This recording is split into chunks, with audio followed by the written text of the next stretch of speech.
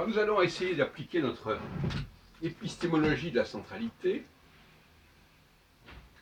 puisque c'est la nouvelle formule que je propose, un certain nombre de domaines. Et nous allons commencer par l'astrologie. C'est-à-dire quoi la recherche de centralité? Savoir autour de quoi les choses tournent, quel est l'axe. Prenons le cas du zodiaque. Certains astrologues, je dirais même la plupart, s'imaginent que lorsqu'on parle des signes fixes, c'est-à-dire le lion, le taureau, le scorpion et le verseau, ou sous une autre forme, celle du tétramorphe, le lion, l'aigle, l'homme et le taureau, ce sont des éléments extraits du zodiaque, à 12 signes. Eh bien, c'est exactement l'inverse qui s'est produit en réalité.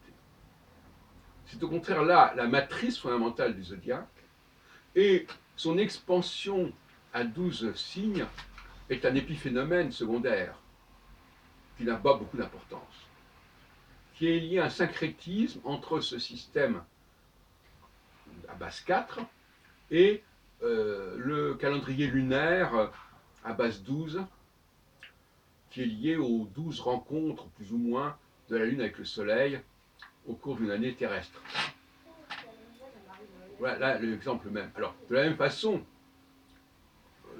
laisser croire que les constellations sont un développement ou une projection d'un zodiaque tropical, c'est également une énormité absolue.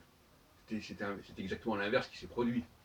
On est passé des constellations au tropical et pas l'inverse. La preuve, donc, effectivement, c'est que ces 4 facteurs dont je viens de parler au départ correspondent aux 4 étoiles fixes royales: Aldébaran pour le taureau, Antares pour le scorpion, Pomalo pour le verseau et Régulus pour le lion.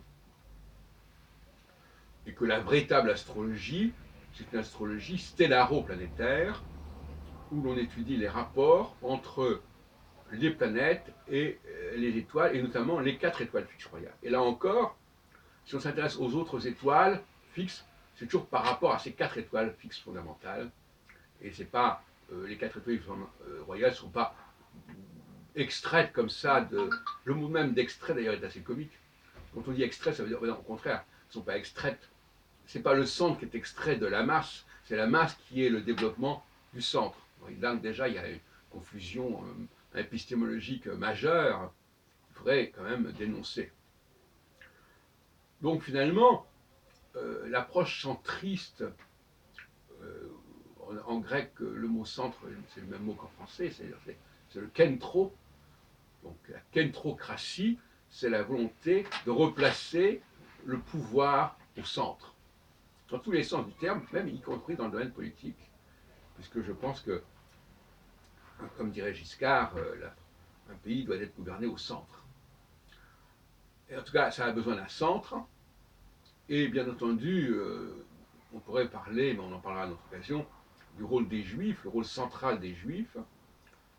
C'est pas un élément secondaire, les Juifs, c'est un élément fondamental, à la fois dans le temps et dans l'espace. À suivre.